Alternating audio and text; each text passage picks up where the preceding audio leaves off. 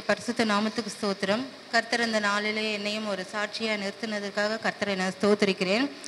இந்த வருஷ தொடக்கத்தில் எங்கள் குடும்பத்தில் ரொம்ப சந்தோஷமாக ஆரம்பிச்சுது. ஏன்னா பிரதருக்கு இந்த வருஷம் ஜனவரியில் தான் ப்ரமோஷன் ஃபஸ்ட்டு வந்தது. இந்த ப்ரமோஷன் வந்ததுக்கப்புறம் ரொம்ப சந்தோஷமாக இருந்தது எங்கள் குடும்பம். ஆனால் அந்த ஜனவரி கடைசியிலே பார்த்திங்கன்னா பிரதருக்கு மூட்டு ப்ராப்ளம் வந்துருச்சு. அவரால் அதிகமாக நடக்கவே முடியல. வாக்கிங்லாம் கூட போக முடியாத அளவுக்கு நிறையா இந்த ஃபுட்டுலாம் நிறையா கம்மி பண்ண வேண்டியதாக இருந்துச்சு. ஜனவரி மாதம் தான் இப்படி இருக்குதுன்னு சொல்லிட்டு இருந்தாக்கா, பிப்ரவரி மாதம் என்ன ஆச்சுன்னா, இந்த மாசி மக திருவிழா அந்த கூட்டத்தில் போயிட்டு இருக்கும்போது ஒரு காருக்காரங்க என்ன செஞ்சுட்டாங்க, ஒரு ஓரத்தில் இருக்கும்போதே ஒருத்தன் காலில் இடிச்சிட்டு போயிட்டான். காலில் இடிச்சிட்டு போகும்போது அந்த கால் கீழே பார்த்தீங்கன்னா அப்படியே சதையோடு வெட்டிட்டு வந்துருச்சு. அவருக்கு அப்படியே பெரிய காயமாகிடுச்சு. இவருக்கு சுகர் இருக்கிறதுனால சீக்கிரமாக எந்த ஒரு காயம் ஆறவே ஆறாது. அது கிட்டத்தட்ட 1 மாதம் 2 மாதம் கூட அவருக்கு எடுத்துக்கும். அப்போ பார்த்தீங்கன்னாக்கா 1 மாதம் அளவுக்கு லீவ் போட்டு வீட்டில் இருக்கும்போது அந்த காயம் ஆறுறதுக்கு 1 மாதம் ஆயிடுச்சு. இப்படியே ஒவ்வொரு இந்த வருஷம் பாதி அந்த மாதிரி ஆயிடுச்சு. அதுக்கப்புறம் இந்த வருஷ தொடக்கத்தில் இதனாலே நான் ஜப குறிவுலலாம் ஒரு சில நேரத்தில் காணப்படும் போது இந்த ஜூன் மாதத்துலேருந்து சர்ச்சுக்கு ரெகுலராக வர்றதுலையும் ப்ரேயரில் கலந்து கொள்றதுலையும் கர்த்தர் கிருபை கொடுத்தாரு. அது மாத்திரம் இல்லை, இந்த சர்ச்சில் இந்த புது ஆலய திறப்புழாலேருந்து டெய்லியும் சர்ச்சில் துதிக்க பாட ஜபத்தில் கலந்து கொள்ள கர்த்தர் அதிகமாக கிருபை செஞ்சார். எனக்குள்ளே ரொம்ப சந்தோஷமாக இருந்துச்சு. ஏன்னாக்கா எனக்கு வீட்டு வேலை அதிகமாக இருந்தாலும் என் பொண்ணை காலேஜில் இட்டுன்னு வந்துட்டு வீட்டு வேலையும் பார்த்துட்டு சர்ச்சுக்கு வர முடியாமல் ஒரு சில நேரத்தில் இருந்து. ஆனாலும் இந்த வருஷம் ஜூன் மாதத்துலேருந்து அதிலேருந்து கர்த்தர் விடுவிச்சு இந்த ஜூன் மாதத்துலேருந்து ரெகுலராக சர்ச்சுக்கு வர்றதுக்கு கர்த்தர் கிருபை கொடுத்தாரு. நான் ரொம்ப சந்தோஷமாக இருந்தேன்.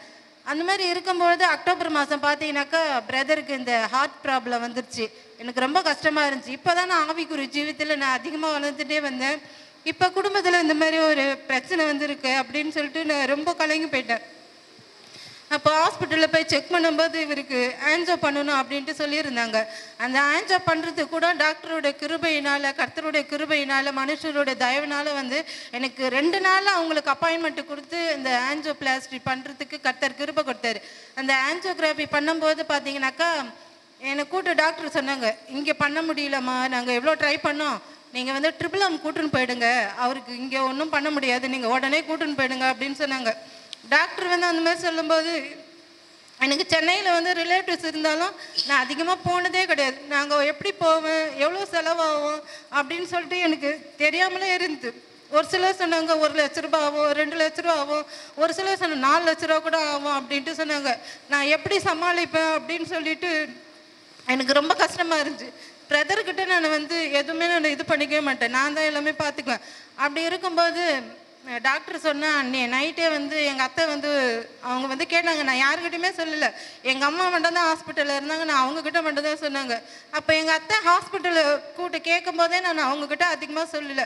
இந்தமாரி ஹார்ட்டில் பிளாக் இருக்குது, அதை ஆன்ஜியோபிளாஸ்டி பண்ணோன்னு சொல்லியிருக்காங்க அப்படின்னு மட்டும் தான் சொல்லிட்டேன். ட்ரிபிள் எம் கூட்டுன்னு போனோன்ட்டுலாம் நான் சொல்லவே இல்லை. அதுக்கப்புறம் நைட்டு நான் வரும்போது அவங்க என்னை மறுபடியும் துரு கேட்டாங்க, என்ன சொன்னாங்க நீ சொல்லு அப்படின்னும் போது அப்போ நான் சொன்னேன், இங்கே எதுவும் முடியாது, உடனே ட்ரிபிள் எம் கூட்டுன்னு போக சொல்லிட்டாங்க அப்படின்னு சொல்லும்போது அப்போ அவங்க சொன்னாங்க, நீ கவலைப்படாத, நாங்கள் நாளைக்கு ஒரு ஃபங்க்ஷன் அட்டன் பண்ண வேண்டியது, நம்ம இன்றைக்கி நைட்டே போயிடலாம், ஹாஸ்பிட்டலில் போயிட்டு டிஸ்சார்ஜ் வாங்கிட்டு நம்ம உடனே போயிடலாம், நீ எதுவும் கவலைப்படாத அப்படின்ட்டு சொன்னாங்க. இல்லை இதை நான் போயிட்டு நான் மறுநாள் மணிலாம் ரெடி பண்ணணும், ஜுவல்ஸ் எதனா போயிட்டு நான் வைக்கணும், என்னால் எதுவுமே ரெடி பண்ண முடியல, அதனால் ஒரு 2 days ஆச்சும் ஆகும் அப்படின்னு சொல்லும்போது நீ எதுவும் கவலைப்படாது, என்கிட்ட எல்லாமே இருக்குது, நான் பார்த்துக்கிறேன், நீ வா அப்படின்னு சொல்லிட்டு எனக்கு தைரியத்தை சொல்லி அவங்க கூட்டுன்னு போனாங்க.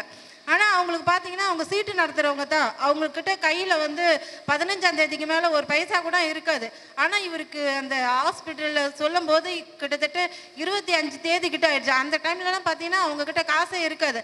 ஆனால் அந்த டைமில் பார்த்தீங்கன்னாக்கா ஒரு சீட்டு காசு வாங்க வரவங்க, நான் இந்த மாதம் இருக்கட்டும், நான் அடுத்த மாதம் வாங்கிக்கிறேன் அப்படின்ட்டு சொன்னாங்க. அந்த காசு அவங்கக்கிட்ட இருந்ததுனால அவங்க தைரியமாக சொன்னாங்க, நீ வா, எதுவும் ரெடி பண்ணாத, வந்துட்ட பிறகு நம்ம ரெடி பண்ணிக்கலாம், நீ வான்னு சொல்லிட்டு அவங்க என்ன சொன்னாங்க, அவங்களோட கார்லயே உடனே மறுநாள் போயிட்டு பிரதரை டிஸ்சார்ஜ் பண்ணி ஹாஸ்பிட்டலுக்கு கொண்டு போகிறதுக்கு கர்த்தர் கிருபை செஞ்சார். கொண்டு போயிட்ட பிறகும் ஹாஸ்பிட்டலில் என்ன செஞ்சாங்கன்னாக்கா உடனே ட்ரீட்மெண்ட் ஆரம்பிச்சிட்டாங்க. அவங்க என்ன சொன்னாங்கன்னாக்கா எங்களுக்கு அந்த எல்லா பேமெண்ட்டும் போட்டுட்டு கிட்டத்தட்ட 3,00,000 மேலே 3,10,000 சொல்லிட்டாங்க. நாங்கள் ரெடி கேஷ் கட்டுறோன்ட்டு சொன்னோம். ஆனால் அவங்க என்ன சொன்னாங்கன்னா, நீங்கள் 2,00,000 கட்டுங்க, மீதி 1,00,000 நீங்கள் வந்து ஆன்லைன் பேமெண்ட் கட்டுங்க அப்படின்னு சொன்னாங்க. என்கிட்ட அந்த மாதிரி ஆன்லைன் பேமெண்ட் பண்ணுறதுக்கு அந்த இது கிடையாது. எங்கள் அத்தை பையனும் என்ன செஞ்சான், அவங்ககிட்ட சொல்லும்போது அவனுடைய அக்கௌண்ட்லேயும் வந்து ஒரு பைசா கூட இல்லாமல் இருந்துச்சு. எப்படி கட்டுறதுன்னு சொல்லிட்டு நாங்கள் அந்த கேஷியர்கிட்டே நாங்கள் சொன்னோம், இது மாதிரி எங்ககிட்ட மணி இருக்குது ஆனால் அக்கௌண்ட்டில் பணம் இல்லை எங்களுக்கு அதெல்லாம் தெரியாது, நீங்கள் வந்து ஆன்லைன் பேமெண்ட்டு தான் பண்ணணும் அப்படின்ட்டு சொல்லிட்டாங்க. அப்போ நான் எங்கள் அத்தை பையன் என்ன செஞ்சேன், சரி எங்கள் ரிலேட்டிவ் ஒருத்தர் இருக்கிறாரு, அவர்கிட்ட நாங்கள் கேட்டு பார்க்குறோம் அப்படின்னு சொன்ன உடனே அவர் கேட்ட அடுத்த நிமிஷமே வந்து என்ன செஞ்சாங்கனாக்கா, சரி பிரதர் நான் உடனே பண்ணுறேன் அப்படின்ட்டு சொன்னாங்க. எங்ககிட்ட கையில் காசு இருக்குது ஆனால் ஆன்லைன் பண்ண முடியல, நான் வீட்டுக்கு வந்த பிறகு தரேன், ஒரு 3 days ஆகும், நான் வந்த பிறகு தரேன்னொடனே சரி நீங்கள் எப்போ வேணால் தாங்க அப்படின்னு சொல்லிட்டு அவங்க என்ன சொன்னாங்கனாக்கா, உடனே ஆன்லைன் பேமெண்ட் பண்ணுறதுக்கு கர்த்தர் அந்த இடத்துல கிருபை செஞ்சார். நான் இங்கேருந்து பிரதரை ஹாஸ்பிட்டலுக்கு போகும்போதே எனக்கு பயங்கர ஃபீவராக இருந்துச்சு. அப்படி இருந்து நான் அந்த பலவீனத்தோடு நான் அங்கே கூட்டின்னு போயிட்டு அந்த ஆஞ்சியோபிளாஸ்டி பண்ண கர்த்தர் கிருபை செஞ்சேன். இங்கே வந்து 1 பிளாக் தான் சொன்னாங்க, ஆனால் அங்கே போய் பார்க்கும்போது 2 பிளாக்காக இருந்துச்சு. அது நீங்கள் விட்டிங்கனாக்கா அது பின்னாடி பிரச்சனையாக இருக்கும், அதனால் நாங்கள் இப்போயே அதை இன்னொரு ஸ்ட்ரென்த்து வச்சுருவோம் அப்படின்னு சொல்லும்போது எக்ஸ்ட்ரா பேமெண்ட் ஆகணும், பரவாயில்ல நீங்கள் பண்ணுங்கன்னு சொல்லும்போது அதையும் கர்த்தர் பண்ணுறதுக்கு கிருபை செஞ்சார். ஆனால் பண்ணும்போது கூட எக்ஸ்ட்ரா மணி வந்து அவங்க அதிகமாக கேட்கல, நாங்கள் நினச்சதை விட அதுக்கு கொஞ்சம் கம்மியாக தான் இருந்துச்சு. அவங்க 40,000 கேட்டிருந்தாங்க, ஆனால் அதுக்கப்புறம் பார்த்தீங்கன்னாக்கா 20,000 தான் கேட்டிருந்தாங்க. அந்த மாதிரி கர்த்தருக்கு அந்த இடத்துல எங்களுக்கு உதவி செஞ்சு சுகபத்திரமாக அந்த இடத்துல இருந்து கர்த்தருக்கு பிரதருக்கு வந்து சுகத்தை கொடுத்து அந்த இடத்துல இருந்து கொண்டு வந்துட்டாரு. ஆனால் நான் அங்கேருந்து வரும்போது எனக்கு பயங்கர ஃபீவர், அந்த இடம் ஃபுல்லுமே ஏசியாக இருந்ததுனால எனக்கு அது ஒத்துக்கவே இல்லை. மினரல் வாட்டர் எனக்கு சுத்தமாக அது என்ன ஆயிடுச்சுனாக்கா, ஃபீவர் அதிகமாக விட்டுருச்சு, சளி ஜுரம் அப்படியே இரும்பல் வந்து பயங்கரமாக இருந்துகிட்டே இருந்து என்னால் இரும்பல் அடக்கவே முடியல. காஃப் செல் வந்து போட்டுக்கிட்டே இருந்தேன். அப்போ என்ன ஆயிடுச்சுன்னா, அது எனக்கு வீசிங்கை கொண்டு என்னோடய லைஃப்பில் வந்து ஒரு நாள் கூட வீசிங் வந்ததே கிடையாது. எனக்கு என்ன ஆயிடுச்சுனாக்கா, வீசிங் அதிகமாக வந்து வர ஆரம்பிச்சு. பிரதரை வீட்டுக்கு கொண்டுட்டு வந்துட்ட பிறகும் எனக்கு வந்து அவர் வந்து பலத்தோடு இருக்கிற மாதிரி இருக்குது. பார்க்குற எல்லாருமே நீ தான் ஹாஸ்பிட்டல் போயிட்டு வந்த, அந்த மாதிரி வந்து ரொம்ப வீக்காக பலவீனமாக என்னால் வந்து ஒன்றுமே பண்ண முடியாமல் இருந்துச்சு. அதுக்கப்புறம் பார்த்தீங்கன்னாக்கா என்னால் நடக்கக்கூட முடியல, பயங்கர மயக்கமாக இருந்துச்சு, நடந்து அப்படியே கீழே விழுந்துடும் இருக்குது, அந்த மாதிரி இருந்துச்சு. அதுக்கப்புறம் ஹாஸ்பிட்டலில் போய் செக் பண்ணும்போது உனக்கு ரொம்ப லோ பிபியாக இருக்குது, இந்த அளவுக்கு இருக்குது, நீ எப்படி நடந்து வந்த, நானே வண்டி எடுத்துகிட்டு தனியாக போயிட்டேன், எந்த ஒரு இதுவும் நானே பார்த்துக்கிறேன்றதுனால ஹாஸ்பிட்டலில் போய்ட்டு எல்லா செக்கப்பும் பண்ணும்போது ரொம்ப லோ பிபியாக இருக்குது, நீ எப்படி வந்த, நீ வண்டியில், நீ ஃபஸ்ட்டு ஆட்டோ பிடிச்சி வீட்டுக்கு போ அப்படின்ட்டு சொன்னாங்க. இல்லை நான் பார்த்துக்கிறேன் அப்படின்னு சொல்லிட்டு அங்கேருந்து வீட்டுக்கு வந்துட்டேன். நான் வந்துட்ட பிறகும் கர்த்தர் வந்து எனக்கு கிருபையாக ஒரே வாரத்தில் எனக்கு அந்த இதுலேருந்துலாம் சளி ஜுரம் இந்த வீசிங் ப்ராப்ளத்துலேருந்து எல்லாத்துலேருந்து கர்த்தர் என்னை விடுதலை கொடுத்து மறுபடியும் சபைக்கு வர ஆலயத்தில் வந்து எல்லா ஜபத்தில் கலந்து கொள்ள கர்த்தர் கிருபை கொடுத்தாரு. அது மாத்திரம் அல்ல, இந்த டிசம்பர் மாதத்தில் வந்து எங்களுக்கு வந்து அதிக செலவு இருக்கும். ஏன்னாக்கா இந்த வருஷத்தில் பார்த்தீங்கன்னா பிரதருக்கு வந்து மெடிசன் செலவெல்லாம் அதிகமாக இருந்துச்சு, எங்ககிட்ட காசே இல்லாமல் இருந்துச்சு. இது ஃபெஸ்டிவல் டைமாக இருக்கிறதுனால என்ன செய்யறது அப்படின்னு சொல்லிட்டு நான் வந்து ரொம்ப கலங்கி போயிருந்தேன்.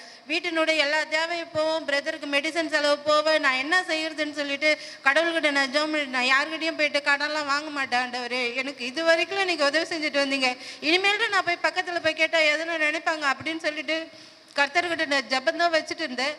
ஆனால் கர்த்தர் அற்புதமாக இந்த மாதத்தில் உண்டான எல்லா தேவைகளையும் கர்த்தர் சந்தித்து எனக்கு அற்புதமாக ஒவ்வொரு காரியத்தையும் செய்கிறதுக்கு கர்த்தர் அற்புதமாக வழிநடத்தினார்.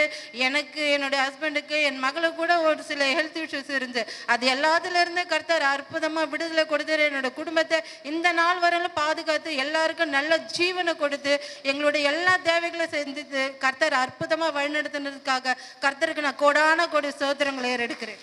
Very good.